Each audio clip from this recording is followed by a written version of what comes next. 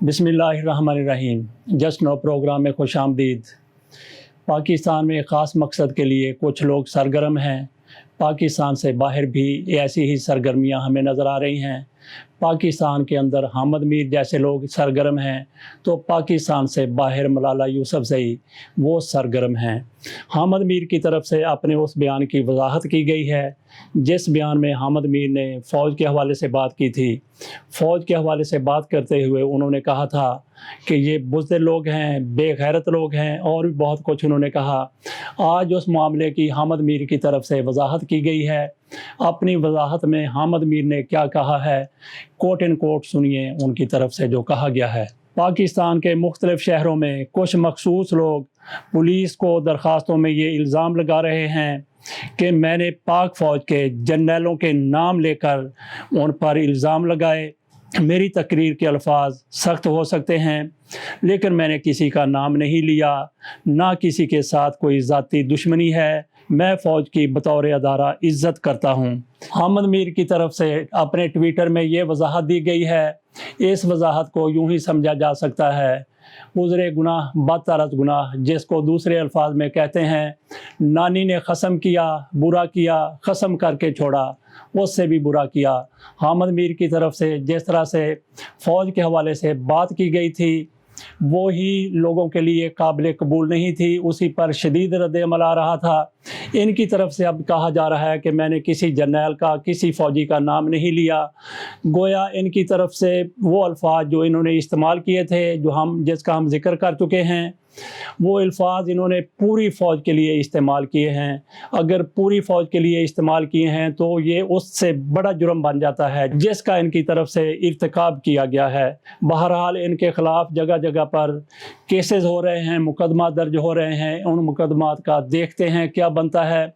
जावेद लतीफ़ के बारे में भी ऐसा ही एक मुकदमा था जिसको बहुत हल्का लिया गया था, लेकिन उसके बाद देख लीजिए कि जावेद लतीफ़ अभी तक जेल में सड़ रहे हैं। हामिद मीर का मुस्तकबिल क्या होगा, इस हवाले से भी देखा जाएगा। हमारे साथ इस मामले में हमने बात की रावलपिंडी में रिहाइश पजीर नज़ीर अहमद फ़ारूक से। उनसे हमने पूछा कि हामिद मीर ने फ़ौज के हवाले से जो कुछ कहा है, आपकी इस हवाले से क्या राय है। टेलीफोन लाइन पर हमारे साथ मौजूद हैं नज़ीर अहमद फ़ारूक। इससे तो ये साबित हो गया कि अगर जो इंसान का बच्चा होता, कोई गैरतमंद खून की पैदावार होती, तो जो किसी का नाम लेता, यानी 1 to 1 इसका केस बनता। इसका मतलब इसने ये नहीं किसी का नाम नहीं लिया, सारी फौज को ही बदनाम किया और बेगैरत कहा। तो इसका मतलब इसका जो जुर्म है, इस पे जो मुकदमा है वो तो 1000 गुना बढ़ गया। यानी पाकिस्तान की उस फौज को जो मादरे वतन का के लिए अपना खून बहा रही है, उसको ये बेगैरत कर रहा है। अगर एक इंडिविजुअल को कहता फिर मसला हो जाना था हामिद मीर का और उस इंडिविजुअल का। अभी जो मसला हो गया, अभी तो सारी पाकिस्तान फौज का और सारी पाकिस्तानी कौम का हो गया। ये कौम की भी गैरत का मसला है कि ऐसे बेगैरत इंसान को मतलब कटारे में खड़ा किया जाए। जिस तरह ये कहता है इसके बाप ने भी, मतलब ये तो इसकी नस्ल में, इसके खून में आ रहा है। जब पाकिस्तान में बदतरीन बुरा वक्त आया था, बांग्लादेश बन रहा था और हिंदुस्तान ने पाकिस्तान पे चढ़ाई कर दी थी, तो इसके बाप ने हिंदुस्तान की हमायत में और बांग्लादेश की हमायत में उस वक्त सारा रिकॉर्ड अभी ये मेरे पास है कि इसने उसकी मदद की थी। और बांग्लादेश वालों ने इसके बाप को अवार्ड दिया है। ये सोचें कि ये वाहिद शख्स है पाकिस्तान का, इसका बाप, जिसको बांग्लादेश ने अवार्ड दिया और इसने वसूल किया था।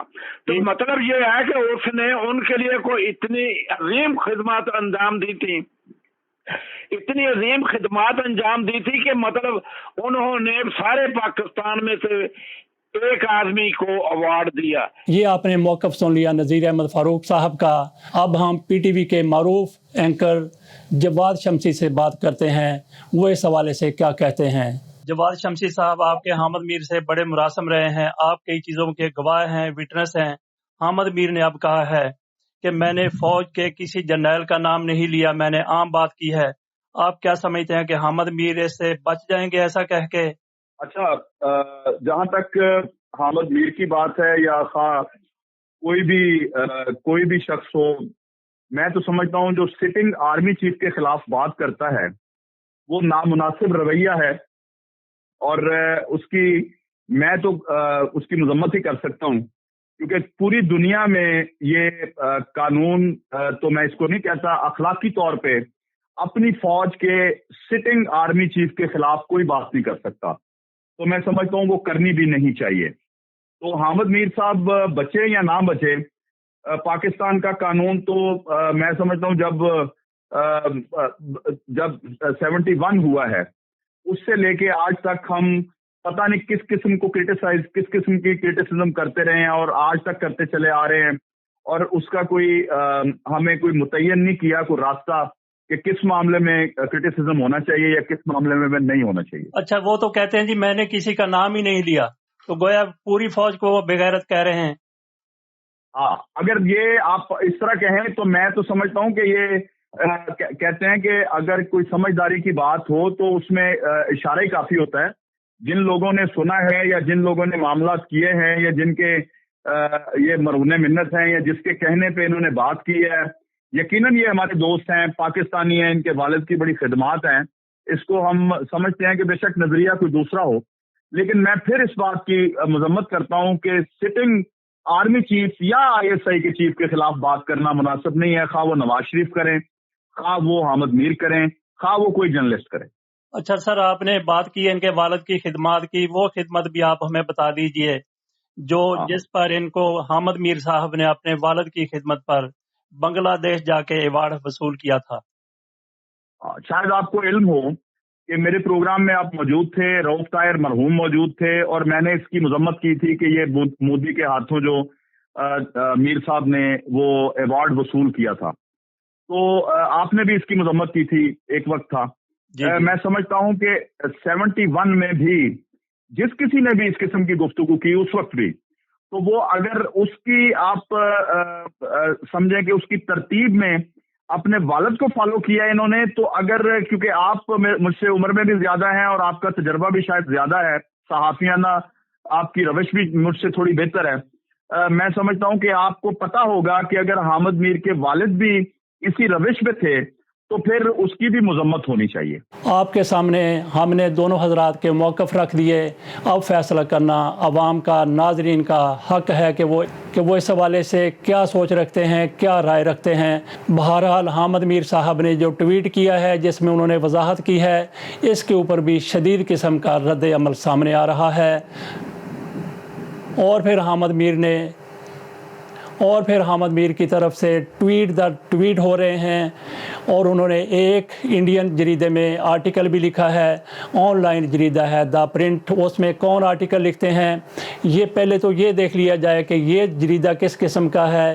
اس میں پاکستان کے خلاف ہمیشہ زہر افشانی کی جاتی ہے، پاکستان کے خلاف ہرز سرائی کی جاتی ہے، پاکستان کے خلاف الزامات لگائے جاتے ہیں، دشنام دیا جاتا ہے۔ اس جریدے میں لکھنے والے لوگ کون ہیں اس سے آپ کو اندازہ ہو جائے گا۔ اس میں حسین حقانی لکھتے ہیں، گل بخاری لکھتی ہے، طاہا صدیقی لکھتی ہے، اس قسم کے لوگ اس میں آرٹیکل لکھ کے پاکستان کو بدنام کرتے ہیں۔ ماروی سرمد بھی اسی میں لکھتی ہے، گل بخاری بھی اسی میں لکھتی ہے۔ اس سے آپ اندازہ کر سکتے ہیں کہ یہ جریدہ کس قسم کا ہوگا۔ بہرحال پاکستان کے حوالے سے جو بھی کہیں بھی بات کرتا ہے وہ ناقابل معافی ہے، اور اس کو اگر کوئی غداری کو زمرے میں لاتا ہے تو میں سمجھتا ہوں کہ وہ غلط نہیں کرتا، بالکل درست کرتا ہے۔ جو دشمن کے ہاتھ میں کھیلتے ہیں وہ ملک کے وفادار نہیں ہو سکتے۔ ویڈیو کے دوسرے حصے میں ہم بات کرتے ہیں ملالہ یوسفزئی کی۔ ملالہ یوسفزئی کا ایک انٹرویو شائع ہوا ہے برطانیہ کے مشہور جریدے ووگ میں۔ یہ فیشن کا رسالہ ہے، اس میں ملالہ یوسفزئی کو ماڈل کے طور پر پیش کیا گیا ہے۔ اس انٹرویو میں ملالہ یوسفزئی کی طرف سے بڑی کنٹروورشل قسم کی باتیں کی گئی ہیں۔ ان کی طرف سے یہ بھی کہا گیا ہے کہ مجھے سمجھ نہیں آتی کہ لوگوں کو شادی کیوں کرنا پڑتی ہے۔ اگر آپ ایک شخص کے ساتھ رہنا چاہتے ہیں تو آپ کو شادی کے کاغذات پر دستخط کرنے کی کیا ضرورت ہے۔ اس حوالے سے وینا ملک کا ٹویٹ ہمارے سامنے ہے، جس میں وینا ملک نے کہا ہے کہ نکاح کی کیا ضرورت ہے جب زنا کی سہولت حاصل ہے۔ मलाला यूसुफजई। और उसके साथ उन्होंने अपने कमेंट में कहा है, अपने रद्द अमल में कहा है, लानत है बेटा तेरी पैदाइश पर। मैं समझता हूँ कि उन्होंने बिल्कुल दुरुस्त कहा है। मलाला यूसुफजई को भी लोग रोल मॉडल के तौर पर लेते हैं। जिस तरीके से मरियम नवाज शरीफ बहुत से लोगों की हीरो का दर्जा रखती है, इसी तरीके से मलाला यूसुफजई भी बहुत से लोगों के लिए रोल मॉडल के तौर पर जानी जाती हैं, मानी जाती हैं। उन्होंने कई बार कहा है कि मैं बड़ी होकर पढ़ लिख कर पाकिस्तान की वज़ीर आज़म बनूंगी। अगर ऐसी शख्सियत, ऐसी लड़की पाकिस्तान की वज़ीर आज़म बन जाती है तो फिर देख लीजिए कि वो पाकिस्तान को परमिसिव सोसाइटी बनाने में कोई गुंजाइश नहीं छोड़ेंगी। परमिसिव सोसाइटी यानी पाकिस्तान को वो सेक्स फ्री मुआशरा बनाने की तरफ ले जाएंगी। ऐसे लोगों के हवाले से क्या कहा जा सकता है जो इस किस्म की बातें करते हैं। पाकिस्तान के अंदर हामिद मीर जैसे लोग और पाकिस्तान से बाहर मलाला यूसुफजई जैसे लोग सरगर्म हैं। अल्लाह ताला ऐसे लोगों को हदायत दे। इसके साथ ही हम इजाज़त चाहेंगे।